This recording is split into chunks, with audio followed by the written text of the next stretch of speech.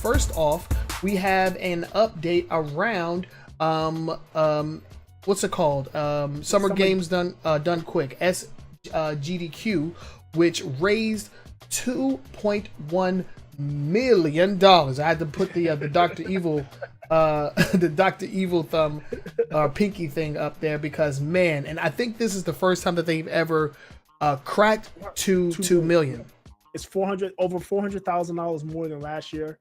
Man, it's like big ups to them because what a lot of people don't know or may not realize is that this is all for charity. Like, yes, all of the proceeds, 100% of the proceeds go to charity. Some of the events that went on, like the Mario Odyssey. Mario Odyssey. That was an incentive. Which you needed to meet a threshold for donations in order for it to be ran, and it was one of the most spectacular runs that I've ever seen. And because I watch a pretty prominent speed runner, and he was on the couch doing the commentary. So big ups to GDQ for raising $2.1 million for Doctors Without Borders. Yep. It's a great cause, and they do this twice a year. So the next one will be just the regular Games Done Quick, and that will take place in January through the 13th. And it's here. It's in Rockville. So we actually might. I could have gone to the one. It was in Virginia. It was at an airport. And when I was working security, my company was actually running the security for that. Oh, wow. Yeah, so I had a chance to go, but I passed up on it because it was a far-ass drive. Yeah. I don't know. Yeah. Like Dulles, probably at Dulles, right? I think it was Dulles, yeah. Yeah. I hate driving to Dulles. Ugh. Such a trudge. Nobody likes Dulles. I go to BWI or Reagan. Reagan. That is my go-to airport. Preferences, yeah. Oh, so good. But yeah, big ups to those guys. Can't wait for the next event. They actually do like little mini streams throughout the year as well. Yep. So make sure that you follow the actual Twitch channel because they do stuff all the time, and you can actually, if you're an up and coming live streamer, or not live streamer, but speed runner, you can learn a lot of cool tricks and tips. So let's go ahead and move on to the next story, and this one involves Amazon and their Prime services because just recently news came out that they will be changing the way that they do pre-orders. So Boogie, why don't you elaborate on that a little bit? Right. So if you are an Amazon Prime member, and gamers know this, if you're an Amazon Prime member, if you want to do pre-orders, Amazon is the place to go because you get typically 20% off. Yep. Amazon has made a change to that, and they have removed re-releases and remasters from the list of eligible titles. So basically, if it's a re-release or a remaster, you cannot get that 20% discount off of that particular game. This was first eyed by Cheap Ass Gamer. If you don't know who Cheap Ass Gamer is, you spending too much on your games. Yeah, the number one source for not paying full price on games. Right. So it was found out by Cheap Ass Gamer. They tweeted about it, and I went in and looked at the terms and conditions, and black and white is right there. Re-releases, collector's editions, bundles, those things do not qualify. Console bundles, that stuff does not qualify. And I don't know that. How do you feel about that? I understand it to a certain degree, especially when it comes to re-releases. So like what's going on? Because like what's going on with Sony, we mentioned this in a previous episode. They're going to be relaunching their PlayStation hits, and that's essentially just games that have already been out or just going to be re-released under a new SKU for a lesser price. You can't pre-order that version of the game.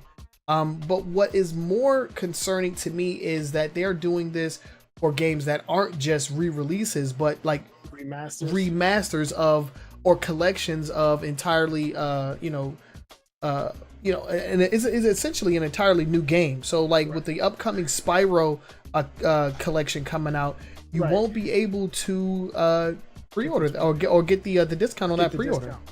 Yeah, I don't know. I'm just like you. I have mixed feelings about it. Yeah. I think just make new games. Stop giving me the same old shit. Yeah, I mean, I'm getting sick of re-releases anyway, and you know, like collections editions. I mean, I just bought the Sega Genesis Classics collection or whatever the heck it's called, and it's one of the worst collections that I've ever purchased, because I have the previous one, which was the Sonic's Ultimate Genesis collection. It had more games, and the games ran better. Like with this one, even offline, there is a second delay, or not a second, but like a few milliseconds, a noticeable delay on the inputs. And when you're playing, you know, these 16-bit games, which, you know, in some instances require pixel perfect like input, you know, it throws me off. Like I can't play Streets of Rage on that version. It's the worst version. And while the 360 collection did not support online, this one does, and it's trash. It is garbage. I tried it out with Garchomp, who's in the chat. Shout out to Garchomp once again. We tried it, and it was a mess. It was glitchy. It was laggy. There was something going on where we would desync and then resynchronize. Oh god. Yeah, so it was like he would punch a dude over there, and I'm like, okay, well that guy's dead. Next thing I know, I'm getting uppercut by that dead guy. And I'm just like, what's going on here? Yeah, it wasn't picking it up. Yeah, so horrible online net code. I don't know, man. I'll keep it for the nostalgia of it. But it won't get any playtime. If I want to play any classic games, I have plenty of other ways to do so. This most recent collection was not worth it, and I gotta be real with you. I haven't touched Crash Insane Trilogy. I don't plan on getting the Spyro Trilogy. I'm kind of just over playing games I've already played before. Yeah, exactly. Yeah, so. I can see where a lot of people would be upset, but it doesn't bother me too much. I mean, I could get my discount on the latest and the greatest, so that's what it's for. Yep. I don't know, but yeah, let's go ahead and move on. We got a couple more quick hits for you guys, and the next up we have Microsoft, because their update for July is now live. So let's get into some of the details. What's going on in this new update, buddy? Yeah, so they did the July update on Xbox Live. Unfortunately, I just got back last night. I haven't turned on my Xbox to play any games as of yet. But they've added Fast Start, and right now it's only on a select few Game Pass games. But basically what it is, they have an algorithm that picks out the executable file, so you can start playing the game faster during the download while it's being installed. So instead of waiting maybe a half an hour or 20 minutes before you can start playing, you can actually start playing in 5 minutes. And the idea here is by the time you finish that first level or the first 2 levels, the game is finished install, and you can move on. I think that's really cool. That's a great feature to add. They also added some updates to Mixer. A couple of them are pretty good. One of them that they added is the ability to zoom in with your camera. And remember, you couldn't do that. Right, a little while back they added compatibility with standard webcams, right, outside of the Kinect. And now this feature works with the Microsoft Live Cam Studio, the most popular webcams out there. The Logitech, the C922 and the C930. Those are like standard streamer webcams. People have standard webcam. Right. Yeah, and then the Livecam HD 3000. So that's good. You can go full screen broadcast mode, so you can like just go on you without the game, and you can do some zooming. They added some. They updated the controller share. They updated search options. So yeah, they another thing, which is something I really like, is they added folders. You can group your gaming apps on the homepage on a pen. So if you want to group all your games, like I want to group all my Rockstar games and throw them in a folder, or I want to group all my FPS and throw them in a folder, you can do that. Which is cool. That is actually something that I have not been doing, is just like categorizing my games. And it's starting to piss me off. I mean, I need to go ahead and just like pin what I'm currently playing, because I really don't like going all the way into my games and apps list in order to find a game. But for me, it doesn't really matter all that much because a lot of my Xbox One games are on disc. But for the ones that I wanted that are downloaded, like I was just playing. I saw Android Cactus last week. Like every time I wanted to boot it up because I didn't pin it to the front, I had to go into the menu, and it was a pain in the butt. Didn't like it. Got it.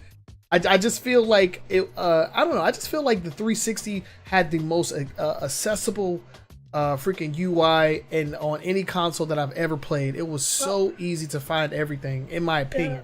The thing I would counter with that with 360 is there were less installed games on there than there are right now on your Xbox One. Very true, very true. And right now I'm dealing with both my Xbox One and my Xbox 360 libraries, so it's just a lot of content, a lot to sift through. But the pin system is good. It's just I wish somebody would just do it for me. I'm lazy. So that's all we got on Xbox One's July update. Let us know if there's any updates, or not any updates, but anything that you like particular about the Xbox One update down in the comment section. And with that, let's go ahead and move on to the next story, because now we are talking about Dead Island. Which is weird because I thought, just like the name entitles, that this franchise was also dead. The last thing I heard about it was Dead Island 2. I think it like switched developers, or like one of the developers went out of business, some craziness. But now it's coming back. Yeah, so they launched Dead Island Survivors. Okay. It launched this week. It launched on, I'm gonna tell you the day. It launched on July 4th. Oh wow. Dead Island Survivors. It is an iOS, Android, basically tower defense game. It's free to play. Doesn't sound terrible. Yeah, it's free to play. You can go ahead and go download it now. I haven't tried it, but I might try it. They got a loot box, or they have a in-game currency system, so you buy in-game currency, and then you get the use that to buy loot boxes. But yeah, it's a tower defense game based on Dead Island. Now, the reason I put this in here is not because we're excited about a tower defense Dead Island game. No. They actually also tweeted that Dead Island 2 is still in development, and they're going to be I don't think they said it will be coming out. That's all they said. They didn't say when. They didn't say they were going to show us anything, but they said it's in development and will be coming out. So yeah, because I was actually kind of excited about Dead Island 2. I mean, the first one wasn't the best game in the world, and they had a few other spin-off titles in the Dead Island series, but never like a tried and true sequel. And from what we've seen, I don't even remember if it was a gameplay or not, but from what we saw, I was interested. I mean, it kind of reminded me of that one Death by Daylight? Death by Daylight, but that's like a survival game. Yeah, I'm thinking of another. Death by Daylight, I think it's called. I'm thinking of another game. They just announced a sequel at E3 as well. Is the one where you can like parkour and like run on walls and stuff. I can't remember what it's called, but it reminded me of that before that game even came out, and it seemed pretty cool. But yeah, I mean, Dead Island is still a thing, and if you want to play a tower defense game, it's free to download right now, which is weird. It's more just weird, if anything, because I was certain that franchise was gone. Yeah, it kind of came out of nowhere. Yeah, definitely. So those were our quick hits. Like I said before, these are just short stories, news stories that we wanted to cover for you guys. And speaking of short stories, if you want to catch the weekly gaming news 10 at 10, that goes down every single Saturday at noon Eastern time. It's 10 minutes or less. You get your news fix, and it covers some of the stories that we talk about here on the main show. So I gotta plug everything while I can, man. It's plug mode right now. Pause on that.